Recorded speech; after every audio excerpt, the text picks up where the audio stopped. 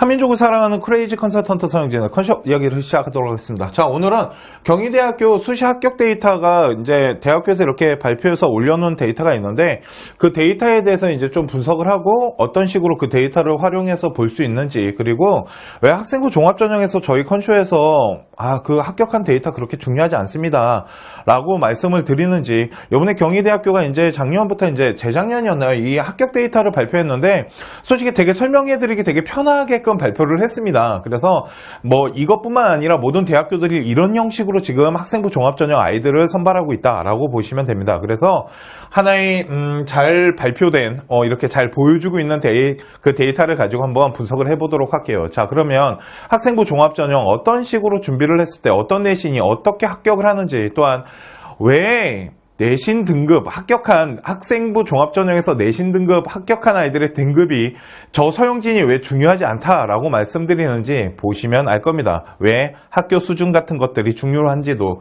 이 데이터를 보면 다 나와 있습니다. 또한 경희대학교 이거 데이터를 되게 많은 분들이 이용을 하고 계세요. 그리고 나름대로 분석을 하고 계시는데 제가 분석한 거랑 얼마나 차이가 나는지도 한번 잘 보시면 잘못 분석이 되고 있는 부분들도 있구나 라고 생각을 할 수도 있으실 것 같아요. 자, 한번 보도록 할게요. 자, 경희대학교 르네상스입니다. 르네상스 같은 경우는 이제 학생부 종합전형 대표적인 전통적인 학생부 종합전형으로 학생을 선발하고 있는데, 국어국문과부터 러시아학과까지 일단 보여주는 학과는 일단 어문계열로만 일단 뽑아왔고요. 인문대학만 뽑아왔는데 더 많은 학과도 다 똑같아요. 다 보는 법은 똑같기 때문에 문과가 됐건 이과가 됐건 보는 방법은 다 똑같습니다. 그런데 하나 보셔야 될 게 뭐냐면 국어국문과와 영어영문과의 충원율이라는 것 좀 보셔야 돼요. 충원율 중요할까요? 네, 매우 중요합니다. 충원율이 뭐냐면 아이들이 이렇게 돌았다 그러잖아요. 그러니까 경희대학교보다 훨씬 좋은 대학교로 붙었으면 그 학교로 이동하겠죠. 그러니까 추가 합격이 일어나면서 경희대 라인이라면은 서강대부터 좀 아이들이 내려오지 않을까라고 이제 조심스럽게 예상을 해보는데, 서강대 붙은 아이 같은 경우 성균관이나 서강대, 한양대 붙은 아이는 경희대보다는 그 위에 학교를 선택하겠죠. 그렇기 때문에 빠져나가는 아이들이 있습니다. 그 빠져나가는 아이들의 그 이제 충원율을 보는데 자세히 보셔야 돼요. 이거를 뭘 보셔야 되는 거냐면 국어국문과나 영어영문과나 그리고 프랑스어과도 솔직히 조금 높네요. 그러니까 국어국문과나 사학과, 영어영문과 그리고 프랑스어과 이런 학과들이 충원율이 다른 학과에 비해서 좀 높게 형성됐다. 좀 아이들이 많이 빠져나간대요. 왜 그러겠어요? 그 이유는 그 상위 학교에 있는 학교에도 그 학과들이 있는 겁니다. 국어국문과나 사학과나 이 역사학과 그리고 영어영문과랑 프랑스 이 불어불문과는 다른 학교에도 많이 분포하고 있는 학교겠죠. 학과입니다. 그러다 보니까 좋은 학교가 있으면 글로 빠져나갈 수 있어요. 왜? 이겁니다. 들어보셨죠? 전공적합성이라고. 대학교는 학생을 뽑는 데 있어서 전공에 대한 관심도를 갖고 활동한 부분들을 체크를 하기 때문에 국어국문과를 집어넣은 아이들은 국어국문과를 많이 넣어요. 그러니까 대학교 라인을 구성했을 때 국어국문과를 많이 넣겠죠. 그렇기 때문에 국어국문과나 이런 역사학과, 영문학과, 프랑스학과는 생각보다 조금 많은 대학교들이 분포하다 보니까 그쪽으로 빠져나가는 아이들이 많은데, 그거에 비해서 러시아학과 같은 경우는 그리고 스페인, 서반학과나 이런 학과들은 생각보다 그렇게 많이 안 빠지네요. 보시면 2018년이나 2017년이나 빠져나가는 학생의 비율이 50%가 안 돼요. 그러니까 반바퀴가 안 돌고 있다는 거죠. 왜? 이 학과를 노리고 이 학과를 이제 보고자 들어왔는데 상위 학교에는 이 학과가 없나 보죠. 이런 형식으로 어떤 전공에 맞춰서 학생부 종합전형을 집어넣다 보니까 학생부 종합전형은 좀 이제 상위권 학교랑 비교를 해봤을 때 좀 많은 학과 형식이 이루어져 있는 국어나 아니면 영어 이런 좀 많은 학과가 학교에 골고루 분포되어 있는 이런 학교들이 좀 많이 빠져나간다라고 보시면 됩니다. 미투의 대학교들도 이제 경희대학교 밑으로 형성되어 있는 학교들도 마찬가지겠죠. 그렇기 때문에 충원율을 따져봤을 때 충원율은 그렇게 크게 막 하지 않아요. 왜 그러냐면 이 분위기는 다음 년도 또 같이 갈 겁니다. 그래서 보시면은 국어국문과는 그냥 국어국문과랑 러시아학과를 비교해 드릴게요. 러시아학과는 생각보다 우리나라에 그렇게 학과가 많지 않습니다. 자, 국어국문과 같은 경우는 많은 학교들이 지원하다 보니까 충원율이 118.8이고 106.6, 그러니까 한 바퀴 돌았네요. 그런데 그에 비해서 러시아학과는 2018년에는 반바퀴 돌았고요. 2017년에는 반바퀴도 안 돌았어요. 왜? 학과의 그런 차이가 있다. 그러니까 지원을 하실 때 인기까지 비인기까지 학교가 얼마큼 분포되어 있는지 이런 거 체크하셔야겠네요. 그죠? 그런 것들을 체크하시면 충원율을 계산하는데 좀 도움이 된다. 그리고 충원이 많이 일어났다 그래서 막 점수가 확 낮아지거나 그러지도 않아요. 솔직히. 그러니까 그런 부분들. 그리고 합격자 평균을 볼게요. 2018년에 서류가 89.6이고요. 러시아과도 89.6이래요. 그러니까 생기부 수준이 어느 정도 다 돼서 들어왔고 면접도 보면은 큰 차이가 없네요. 그런데 생각보다 경희대학교는 면접에 대한 비중이 있어요. 그죠? 점수대를 형성하는 데 있어서 면접의 비중이 있고 또한 이런 영어 영문과나 국어 국문과 같은 이런 학과랑 뭐 다른 학과들 뭐 그렇다고 비인기과라고 하진 않을게요. 러시아과가 비인기과라고 저는 보지는 않지만 그래도 국어 국문이나 영어 영문보다는 솔직히 저는 비인기과라고 보는데 합격한 아이들의 점수대를 분포를 보면 낮지는 않아요. 그렇죠? 그러니까 서류 기반하는 서류나 이런 러시아과 같은 경우는 전공을 살리기가 쉽진 않겠죠. 대신 내가 어문에 대한 어떠한 능력이나 이런 거는 충분히 어필해서 집어넣는다라면 그러니까 이런 부분들을 합격한 아이들의 점수대를 봤을 때 서류의 평가는 거의 비슷하다라고 보시면 됩니다. 경희대학교뿐만 아니라 모든 학교들이 합격한 아이들의 서류는 큰 차이가 막 확 차이가 나진 않아요. 왜 그러냐면 6장의 카드로 줬기 때문에 아이들이 상중하 라인보다는 상중중으로 되게 많이 집어넣고 있거든요. 그러니까 이런 부분들을 좀 보셔야 될 것 같고요. 르네상스 경희대학교가 요거만 이렇게 발표했으면은 이 분포대를 알질 못하잖아요. 그런데 경희대학교가 되게 고맙게도 뭘 했냐면 분포대를 좀 보여줬어요. 좀 자세히 보시거나 아니면 저희가 이거 올려놓을게요. 홈페이지 그 입시 정보에다 올려놓을 테니까 그거 보시면서 이 방송 보시면 더 편하실 것 같은데 자 이제부터 잘 보셔야 됩니다. 눈 뚫어지게 보세요. 자 국어국문과나 러시아과를 또 비교해 드릴까요? 아니면 뭐 다른 학과를 해도 상관은 없는데 잘 보셔야 될 게 뭐냐면 2등급 때 아이들이 생각보다 되게 많이 합격을 합니다. 1등급 때 아이들. 왜? 1등급 아이들이 경희대학교에다가 그렇게 많이 지원하진 않겠죠. 왜 그러냐면 경희대학교라는 학교는 1등급 때 아이들보다는 2등급 초에서 1등급 후반 때 아이들 1등급 후반에서 2등급 3등급 아이들이 지원율이 생각보다 좀 많아요. 그런데 하나 보셔야 될 건 뭐냐면 1등급 후반에서 2등급 초반 아이들은 일반 고등학교 아이라고 보시면 돼요. 왜 그러냐면 경희대학교가 3, 4, 5, 6, 7 이런 아이들 선발하지 않습니다. 3등급 아이들 일반고에서 들어가기 해요. 맞아요. 들어가긴 들어갑니다. 그만큼 어떠한 생기부 같은 게 뭐 전공이나 발전성 이런 것이 진짜 잘 만들어져 있다라면 들어갈 수는 있어요. 그런데 여기에서 보셔야 되는 데이터는 1, 2등급에 나와 있는 이 앞에 선 아이들이 일반고선이라고 보시면 편해요. 그리고 3등급 이후부터는 특목고선이라고 보셔야 되는데 그거 중에 하나 보여드릴게요. 국어국문과는 솔직히 2등급, 1등급 초반대로 막 형성이 되게 많이 돼 있죠. 그리고 철학과 같은 경우도 1, 2등급 때 그러니까 1등급 후반에서 2등급 초반, 중반까지 왕창 몰려 있고요. 영어 영문과는 잘 보셔야 돼요. 둘로 딱 나눠집니다. 이게 뭐냐면 영어 영문과를 좀 보셔야 돼요. 왜 영어 영문과를 보셔야 되냐면 영어 영문과 같은 경우 2등급, 1등급 후반에서 2등급 초반대 아이들이 왕창 들어가 있어요. 요거 딱 일반고고요. 3등급, 4등급 때 뭉쳐져 있는 거 보이십니까? 이거 일반고 아이들 아닙니다. 이거 특목고인 거예요. 특목고 아이들의 등급은 1, 2등급 나오기가 힘들거든요. 그러다가 특목에서 만약에 뭐 외고 아이들이겠죠. 제가 보기에는 외고나 자사고 아이들 같은데 특히 외고 아이들 같아요. 저는 이건 그냥 제 생각입니다.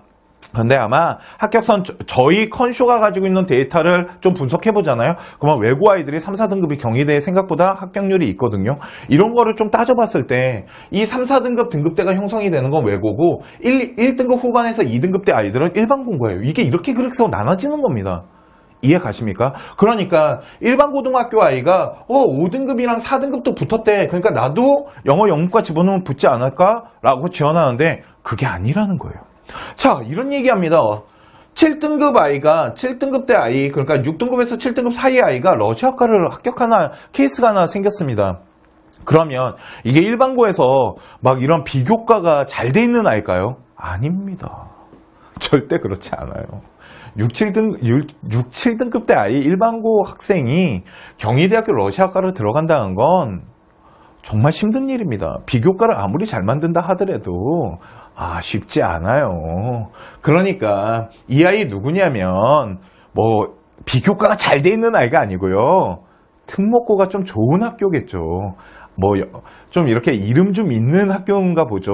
아니면 어떤 외고나 자사고 출신 아이가 어느 정도 스펙을 만들어 놓고 들어왔겠죠. 이해 가십니까? 그러니까 이 아이는 되게 신기한 아이긴 해요. 그런데 일반 고등학교 학생은 아니에요. 일반고 아이가 비교과를 잘 만들어서 들어온 게 아니라고요. 그렇게 분석하면 안 된다고요. 비교과 이런 얘기하면 안 됩니다. 무슨 말인지 아시겠습니까? 그렇기 때문에 이런 아이들은 이 뒤쪽으로 형성되어 있는 5등급, 6등급, 7등급 아이들은 특목 라인에서 약간 성적대가 이 정도 형성된 아이들이 집어넣는 거고, 특목고에서는 솔직히 제가 그런 얘기 되게 많이 하죠. 외고나 자사고 좀 이름 좀 있는 전국 자사고 같은 경우는 2, 3등급이 형성되잖아요. 그러면 여기까지 안 내려옵니다. 무슨 말인지 아시겠죠? 그렇기 때문에 성적 분포대를 보는데, 자, 그러면 이걸 좀 봅시다. 뭘 보셔야 되냐면 이 앞에 있는 등급대가 일반고 아이들의 등급대가 형성이 됐다라고 분석했을 때 보면 국어국문과나 사학과 같은 경우, 사학과는 아시죠? 인기과로서 사학과 생각보다 학종에서는 되게 인기과입니다. 아시죠? 자, 그거에 비해서 영문과도 좀 앞인데 보시면 프랑스, 스페인, 러시아는 앞쪽보다는 뒤쪽으로 막 형성이 많이 됩니다. 그죠? 그러니까 만일 내가 어문 쪽으로 조금 전공성을 많이 살린 상태에서 뭔가 노력을 하면서 발전성을 가져갔는데, 만일 내가 2등급대 초반이에요. 그러면 일반고 출신 아이가 러시아과 집어넣어도 합격할 확률은 있겠네요. 그런데 그렇게 잘 안 집어넣겠죠. 하여튼 그래요. 이거 지금 분포대 나타난 거 보이십니까? 분포대 나타난 거 이렇게 보셔야 돼요. 그래서 일반고 등급과 나중에 이제 합격한 아이들 거를 단순 내신을 돌려보거든요. 그 단순 내신을 돌렸을 때 나온 데이터가 이 앞에 데이터예요.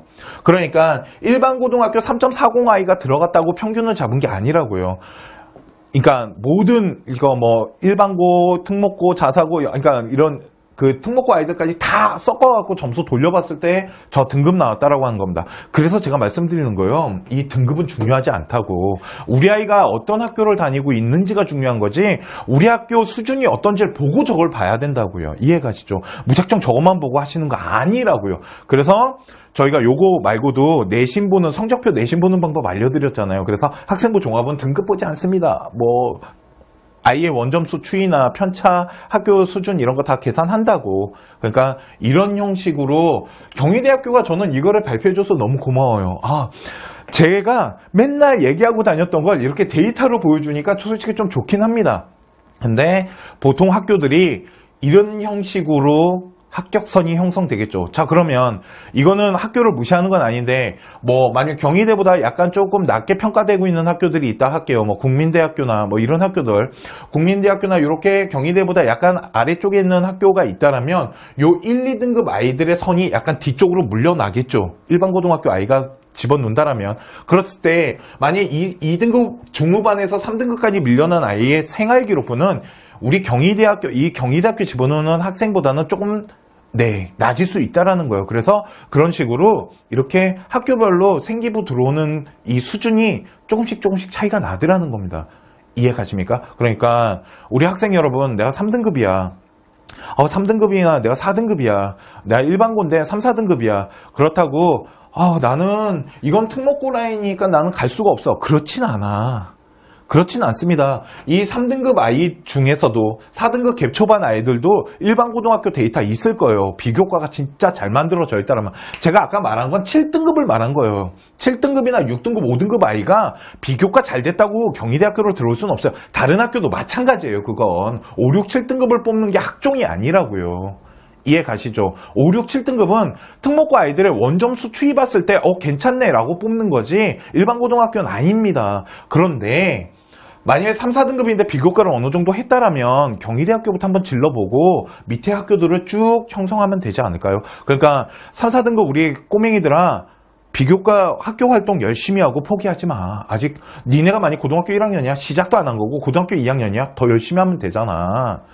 3학년은 하여튼 그렇지만 슬프다. 그러니까 이거 경희대학교 이 데이터 이렇게 보는 겁니다. 되게 구체적으로 이제 좀 설명을 해드렸는데요. 이런 형식으로 분석을 하고 대학교가 원하는 이런 인재상이나 이런 것들을 다 분석했을 때 학생부 종합전형이라는 거를 준비하고 지원을 할 수 있는 겁니다. 지금 저희 저희 컨쇼에서는 학생부 종합전형 온라인 특강을 하고 있어요. 그죠? 제가 되게 많이 준비를 해서 온라인 특강을 하고 있으니까 그 특강을 보면서 나만의 생기부를 만들기 위해서 한번 노력해 보시고요. 그리고 하나 더 있어요. 자, 보세요.